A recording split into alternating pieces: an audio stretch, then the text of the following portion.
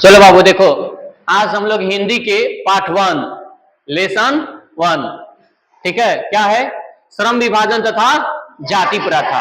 श्रम विभाजन और जाति प्रथा का कहानी भी पढ़ लिया जाएगा एक बार, ठीक है। कहानी भी पूरा हम वीडियो में निचोड़ करा देंगे, उसका सारांश वगैरह के साथ।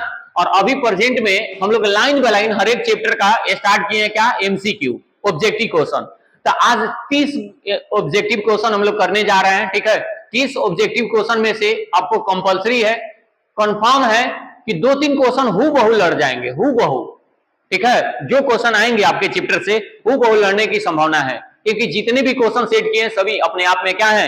इंपॉर्टेंट है, ठीक है। तो आप ध्यान देंगे, सभी क्वेश्चन को समझने का प्रयास करेंगे, और आपको जब पता रहेगा तो आप भी बोलेंगे, जवाब देंगे। क्लियर है सभी को? कोई दिक्कत? तो हिंदी का कौन सा चैप्टर है बाबू? श्रम विभाजन तथा जाति प्रथा। श्रम विभाजन तथा जाति प्रथा का लेखक कौन है? भीमराव अंबेडकर साहब हैं, जो कि श्रम विभाजन तथा जाति प्रथा के क्या है बाबू? लेखक हैं, और हमारे भारतीय संविधान के निर्माता, ठीक है, बाबा साहेब भीमराव अंबेडकर, जिनका जन्म 14 अप्रैल, कब बाबू? 14 अप्रैल 1891 के मध्य प्रदेश के महू जिले में, मध्य प्रदेश के महू जिले में इनका क्या हुआ था? जन्म हुआ था। क्लियर? इतना पूरा क्लियर है सबका? चलिए, मध्य प्रदेश भी आप देख रहे हैं मैप के अनुसार, ठीक है। समझते हैं, लाइन बाय लाइन आप लोग जवाब देंगे इधर, ठीक है। कोई आपस में बातें नहीं करेगा, समझने का प्रयास करेगा और आंसर बताने का प्रयास करेगा। क्लियर है सभी का? कोई दिक्कत? तो लाइन बाय लाइन सबको जवाब देना है, ठीक है। चलिए, क्या है बाबू फर्स्ट क्वेश्चन? क्या है? श्रम विभाजन तथा जाति प्रथा से है। क्या है पहला क्वेश्चन? श्रम विभाजन और जाति प्रथा के लेखक कौन है? अभी चैप्टर पढ़े हैं जस्ट, क्या है चैप्टर का टॉपिक में? श्रम विभाजन तथा जाति प्रथा के लेखक कौन है? कौन है बाबू? बाबा साहेब भीमराव। Option number? क्या राम मनोहर लोहिया होंगे? महात्मा गांधी? क्या संपूर्णानंद?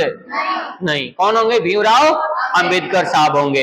यानी जाति प्रथा तथा लेखक के, जाति प्रथा तथा श्रम विभाजन तथा जाति प्रथा के लेखक कौन होंगे बाबू? भीमराव अंबेडकर साहब होंगे। क्लियर है सबका? बोलो। नहीं दिख रहा है, ये पूरा नहीं आ रहा है, क्वेश्चन नहीं आ रहा है उसमें,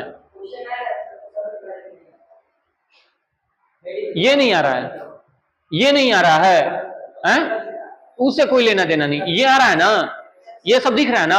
अरे क्वेश्चन दिख रहा है ना इसके नीचे, बस चलो ठीक है, कोई बात नहीं, समझो आगे। डॉक्टर अंबेडकर के पिता का नाम क्या था? जो बाबा साहेब भीमराव अंबेडकर साहब है बाबू, इनके पिता का नाम क्या था? Ramji Sakpal. Ramji Sakpal. Option number B, Ramji Sakpal जो थे बाबू, क्या थे? बाबा साहेब भीमराव अंबेडकर जी के क्या थे? पिताजी थे, ठीक है।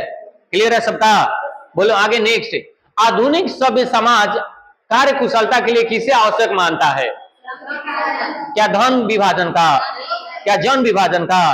क्या जाति विभाजन का? नहीं, किसका मानता है?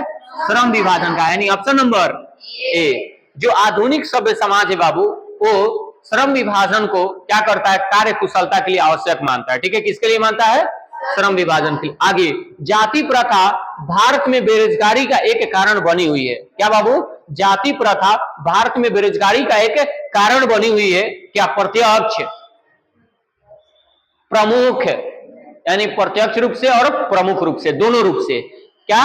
दोनों रूप से। जो हमारे यहाँ बाबू देखा जाए जाति प्रथा है, यानी जो हमारे यहाँ जाति प्रथा है, भारत में बेरोजगारी अगर देखा जाए तो एक तरह से ये एक बड़ा सा कारण बना हुआ है। किस चीज का? प्रत्यक्ष रूप से और प्रमुख रूप से, यानी दोनों। ऑप्शन कौन होगा? ऑप्शन नंबर सी, यानी प्रत्यक्ष रूप से और प्रमुख दोनों रूपों से बना हुआ है। क्लियर है? अगला, मूक नायक क्या है? मूक नायक क्या है?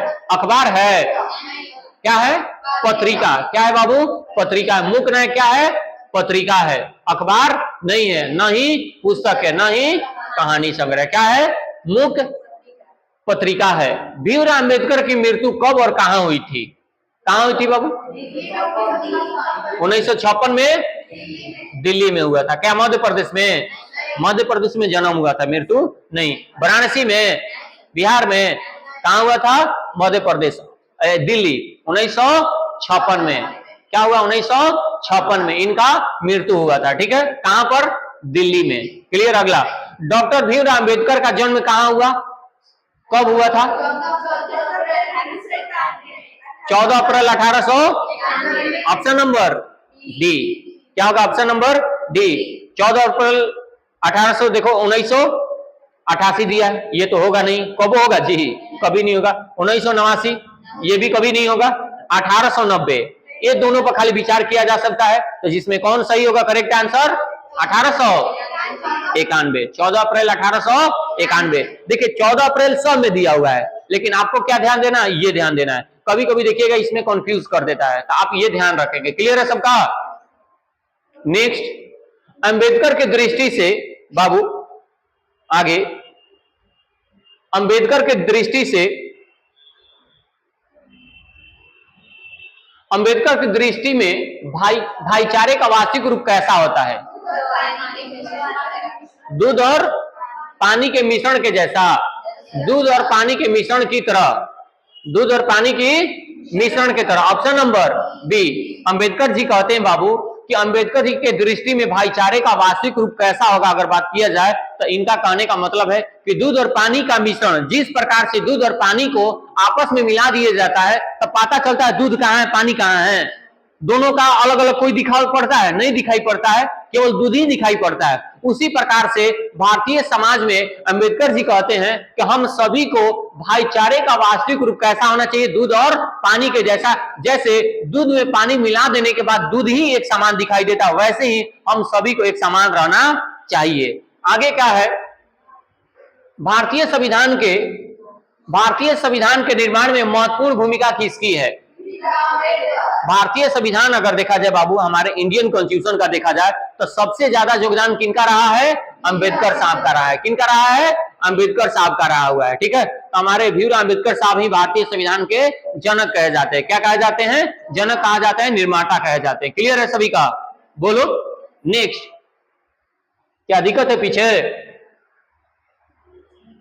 सभ्य समाज की आवश्यकता है, सभ्य समाज की आवश्यकता है, ये किसमें कहा गया है?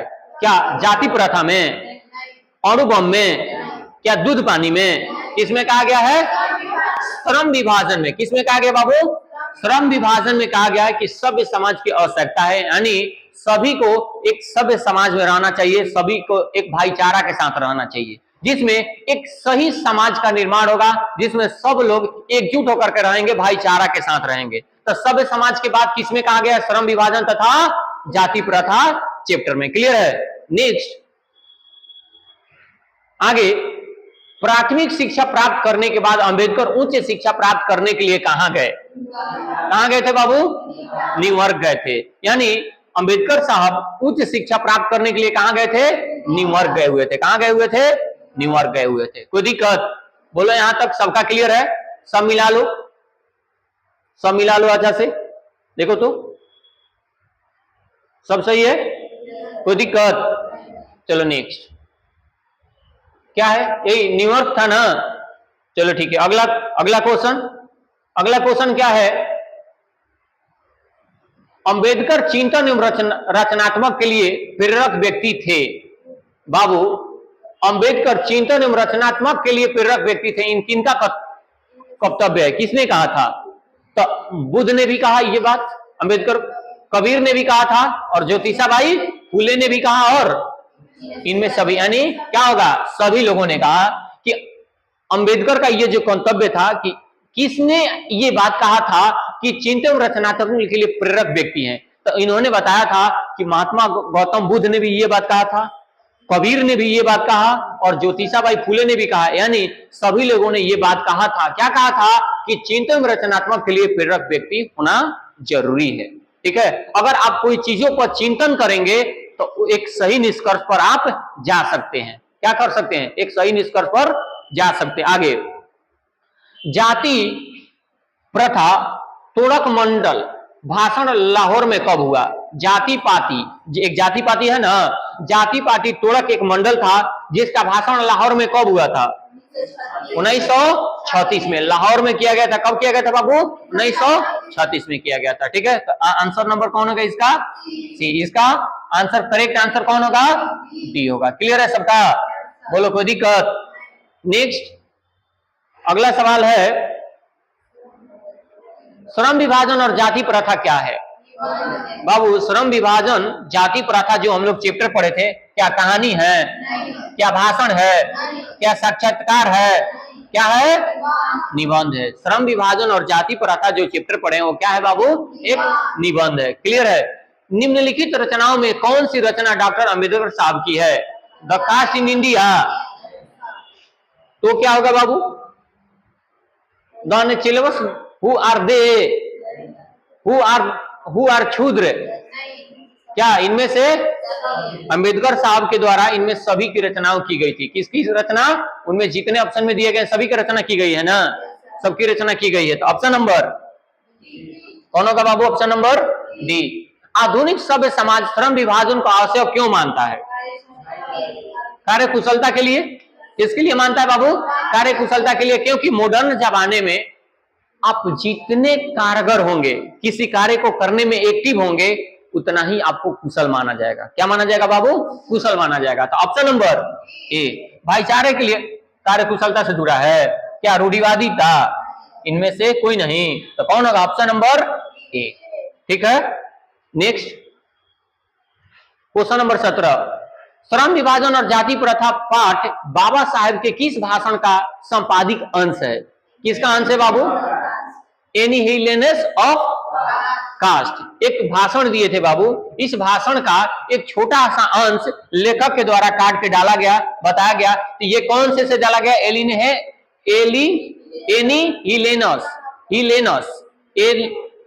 एनिहिलेनस ऑफ कास्ट, एक कोई भाषण था, उसी टॉपिक से काट करके ये चैप्टर बनाया गया, जिसका नाम क्या है? श्रम विभाजन तथा जाति प्रथा। ठीक है, आगे नेक्स्ट, अंबेडकर के भाषण एनिहिलेनस ऑफ कास्ट को किसने हिंदी में रूपांतरण किया? बाबू इंग्लिश में था वो, किसने हिंदी में किया था? ललई सिंह यादव। कौन किसने किया था बाबू? ललई सिंह यादव के द्वारा उसको हिंदी में क्या किया गया था? रूपांतरित किया गया था। क्लियर है सबका? नेक्स्ट, अंबेडकर का जन्म किस परिवार में हुआ था? किस परिवार में हुआ था बाबू? क्वेश्चन नंबर 19, अंबेडकर साहब का जन्म ब्राह्मण परिवार में, क्षत्रिय में, कायस्थ में, इसमें किया गया? किसमें हुआ था? दलित परिवार में। तो अंबेडकर साहब का जन्म दलित परिवार में हुआ था। ठीक है, पिछड़े वर्ग में। और लेखक को किस युग में कहा गया, कहां पर विडंबना दिखाई दिया? लेखक को कहां पर विडंबना दिखाई दिया बाबू? जातिवाद में।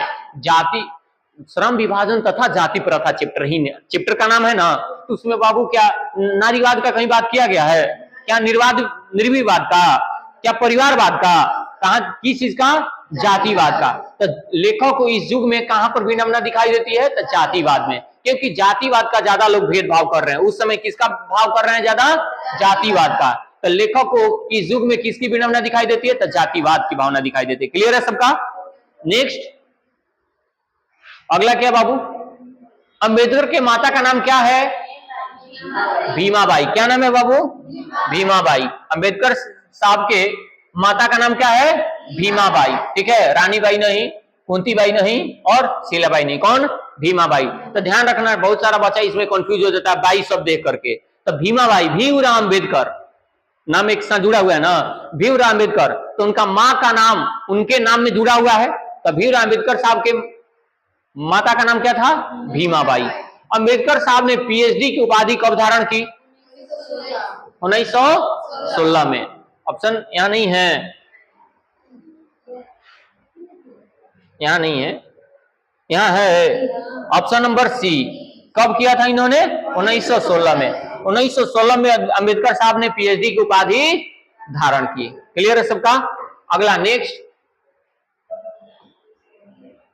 लेखक की दृष्टि में विडंबना की बात क्या है? अभी जस्ट हम लोग पढ़े थे, लेखक की दृष्टि में विडंबना की बात क्या है? जातिवाद बताया था ना। तो क्या जातिवाद के पोषक की कमी? जातिवाद के पोषक का नगण्य आर्थिक दृष्टि से जातिवाद को उचित, और जातिवाद लेखक के विरुद्ध नहीं, लोकतंत्र के विरुद्ध नहीं है, यही ना ऑप्शन नंबर। जातिवाद के पोषक की कमी, यहाँ पर जातिवाद के लोग पोषक नहीं है ज्यादा। एक मिनट, जातिवाद में लोकतंत्र के विरुद्ध, ठीक है, पोषक की कमी नहीं है, ठीक है। ऑप्शन नंबर कौन होगा? ए। क्या होगा? लेखक की दृष्टि में विडंबना की बात क्या है बाबू? जातिवाद के पोषक की कमी नहीं है। यहाँ पर जातिवाद से रिलेटेड है ना, हम यहाँ ध्यान दिए, देखो क्या लोकतंत्र है ना, तो लोकतंत्र में क्या है कि जातिवाद के लोग, तो लोकतंत्र में तो स्वतंत्र है सभी, किसी को सबका अपना अधिकार है, इसीलिए हमें ये ध्यान रहा। चलो कोई बात नहीं, कौन होगा? ऑप्शन नंबर ए। अगला, लेखक की दृष्टि से आदर्श समाज कैसा होना चाहिए? जिसमें स्वतंत्रता, समानता और भ्रांता का क्या हो? भाव हो। यानी समाज में आदर्श समाज किसको कहा जाता है? जिसमें सब स्वतंत्र हो, सभ्य समाज हो, सबको एक अपना भाव हो, तो ऑप्शन नंबर ए, जिसमें स्वतंत्रता, समानता और भ्रांता की क्या हो? भाव हो। क्या? जिसमें सभी धनी हो, क्या सभी पीढ़ी पढ़े लिखे हो, जिसमें सभी स्वस्थ हो, क्या हो? इसमें क्या है? स्वतंत्रता और भ्रांता की क्या हो? एक भाव हो। क्लियर है? नेक्स्ट, लेखक बेरोजगारी का प्रमुख और प्रत्यक्ष कारण किसे मानते हैं? जाति प्रथा को। किसको मानते हैं? Option number C. बाबू, समाज में अगर जाति प्रथा रहेगा तो लोग उतना शिक्षित भी नहीं बन पाएंगे, उतना एजुकेटेड जब नहीं होंगे तो उनको क्या बेरोजगारी नहीं बना रहेगा। तो जाति प्रथा को लेकर, जातिवाद को लेकर, इस सब को लेकर हमारे समाज में समस्या बना हुआ है। सब लोग आज समाज में देखोगे, बहुत पहले, आज तो कम हो गया है ना, धीरे धीरे कम हो रहा है। देख लो हमारे समाज में हम लोग जाति प्रथा के विरुद्ध रहते हैं। क्यों रहते हैं? क्योंकि पहले क्या था कि लोग जाति प्रथा को ज्यादा बढ़ावा देते थे, जिसके चलते लोग अपने ही जाति के लोगों को अधिकार देते थे और अपने ही जाति को नौकरी देते थे। तब बताइए दूसरे जाति के लोग क्या करेगा? बेरोजगारी मरेगा ना। तो इसीलिए लेखक ये बात कहते हैं कि लेखक बेरोजगारी का प्रमुख प्रत्यक्ष कारण किसे मानते हैं? जाति प्रथा को। किसको मानते बाबू? जाति प्रथा को। Next, the caste in India their mechanism किसकी रचना है? किसकी रचना बाबू? अंबेडकर साहब की। किनकी रचना है? अंबेडकर साहब की। क्लियर है? नेक्स्ट, क्या है बाबू? आर्थिक पहलू से भी जाति प्रथा है। आर्थिक पहलू से भी जाति प्रथा है। लाभदायक, हानिकारक? क्या है बाबू? हानिकारक है। ये तो कभी नहीं हो सकता है, अनुकूल भी नहीं हो सकता है, इनमें से सभी ये तो पॉसिबल है नहीं। तो क्या होगा? हानिकारक। बाबू, आर्थिक पहलू से भी जाति प्रथा क्या है? हानिकारक। आप बताओ कि एक व्यक्ति जाति के बेस पर कह दो कि ये अमीर रहेगा, एक व्यक्ति कह दो जाति के बेस पर ये गरीब रहेगा, ये कोई जरूरी है कि जो अमीर होगा वो बड़े ऊंचे जाति वाला ही होगा? ये कोई मायने नहीं रखता है। तो वही यहाँ लेखक कहते हैं कि आर्थिक पहलू से भी जाति प्रथा है, क्या है? हम लोग के लिए हानिकारक है। ठीक है, आगे क्या कह रहे हैं? भीमराव अंबेडकर का जन्म कहाँ हुआ था? कहाँ हुआ था बाबू? मऊ, मध्य प्रदेश। कहाँ हुआ था? Mhow, Madhya Pradesh. Option number A. क्या गोरखपुर? क्या डुमरांव बिहार? क्या दानुकुनी? देखो डुमरांव दिया है, लड़का ढेर पढ़ ले है डुमरांव, क्योंकि यहाँ किनका जन्म हुआ था? सनाई के वादक बिस्मिल्लाह खां। याद पढ़िए, डुमरांव में किनका जन्म हुआ था? सनाई के वादक बिस्मिल्लाह खान का जन्म। देखिए ऑप्शन में दे ले, तुम यही पढ़ के जाओगे, ऑप्शन में कंफ्यूज कर जाओगे। देखो वही में से दिया गया है, गोरखपुर भी दिया है, दानकुनी भी दिया हुआ है। ठीक है, तो ध्यान नहीं रखना है इस पर। कौन होगा? ऑप्शन नंबर ए, महू, मध्य प्रदेश में। किनका जन्म हुआ था? अंबेडकर साहब का। कोई दिक्कत? आगे, भारतीय संविधान का निर्माता के रूप में हमें किन्हें जानते हैं? अंबेडकर साहब को। किन्हें जानते बाबू? अंबेडकर साहब को जानते हैं। नहीं, 29 नंबर क्वेश्चन छोड़ दिए ना, इसीलिए ध्यान में आया। अंबेडकर ने किस पत्रिका का संपादन किया? बाबू, अंबेडकर साहब अपने समय में, देखो, अपनी बातों को जनता तक पहुंचाने के लिए पहले एक पत्रिका संपादित की जाती थी। तो इन्हीं के द्वारा, जैसे टैगोर साहब के द्वारा की गई थी, क्या बोलते हैं, पंडित जवाहरलाल नेहरू थे उस समय, बहुत सारे लोग जो भी थे, महात्मा गांधी थे, सभी के द्वारा क्या किया गया था? पत्रिका प्रकाशित किया गया था। तो उसी समय अंबेडकर साहब ने भी एक पत्रिका प्रकाशित की, जिसका नाम क्या है? बहिष्कृत भारत। यानी जाति प्रथा में जातिवाद को लेकर बहिष्कार किया जा रहा था, जातिवाद को बढ़ावा दी जा रही थी। जिसको लेकर अंबेडकर साहब ने अपनी भावना रखा और अपने पत्रिका का नाम क्या रख दिया, बहिष्कृत भारत। तो अंबेडकर ने पत्रिका का संपादन, किस पत्रिका का संपादन किया था, बहिष्कृत भारत। क्लियर है। और नेक्स्ट लास्ट क्वेश्चन है बाबू, लास्ट क्वेश्चन जब आप बताएंगे, भारतीय संविधान का निर्माण के रूप में हम किन्हें जानते हैं? तो भारतीय संविधान के निर्माता कौन है, अंबेडकर साहब है। क्या गांधी जी, नेहरू जी, बोस जी, कौन है, अंबेडकर जी। क्लियर है, बोलो किसी को कोई डाउट? तो इस प्रकार से बाबू हम लोग का हिंदी का कौन, हिंदी का पार्ट 1 का होता है, एमसीक्यू कंप्लीट होता है। अब आगे हम लोग प्रयास करेंगे सब्जेक्टिव के ऊपर, ठीक है।